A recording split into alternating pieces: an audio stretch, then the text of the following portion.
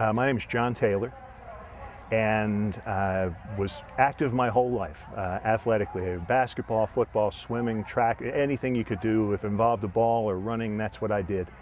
And somewhere in my late 30s and early 40s, all of a sudden, I started getting shortness of breath.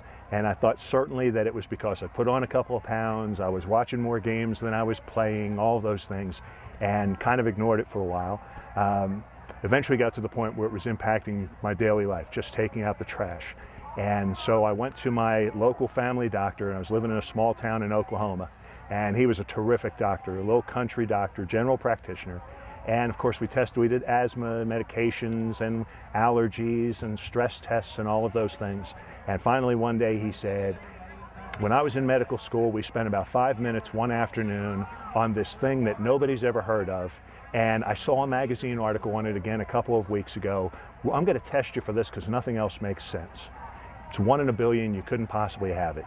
And I tested positive for alpha-1 antitrypsin deficiency. It's a form of genetic emphysema. The first time I ever heard of alpha-1 was the day I was diagnosed with it. I was so fortunate because so many patients spend years being diagnosed. He got me to a pulmonologist immediately. We started the process, and I went on the transplant list in 2001.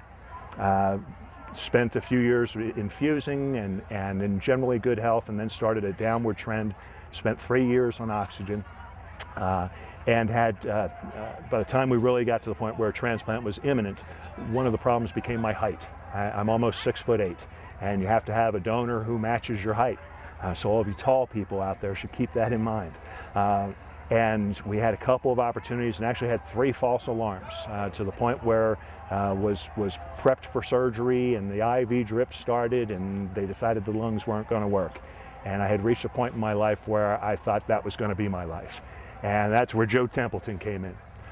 Joe was a 22-year-old man from Colorado who, when he was 15 years old, had the presence of mind to choose to be an organ donor. Joe is a big, strapping guy, a high school football star, beloved by his co-workers, manager at his company as a 21-year-old guy, everything in the world going for him. And he had a couple unexplained seizures. And Joe had a seizure right around Christmas of 2007 and died. I was still living in Oklahoma. I was rushed to the University of Colorado Hospital, and Joe saved my life. My transplant was January 2nd of 2008.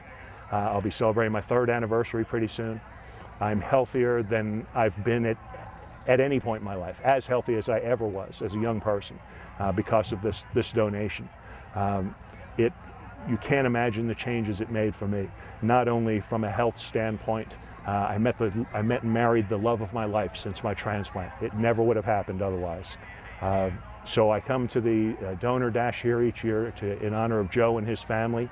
I'm the lung recipient. These gentlemen are his cornea recipients. Ken is the heart recipient. This is his left kidney, and this is his liver. And all of these people, like me, are doing exceptionally well.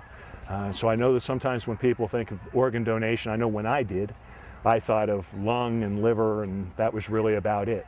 In fact, I probably didn't even think about lung until it became a factor for me.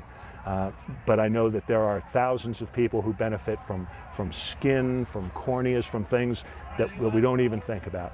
So if you've ever for a second thought about being a donor, it's easy to do. It'll make a difference in someone's life that you can't even imagine.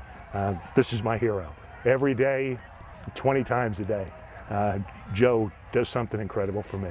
And so thanks for the opportunity.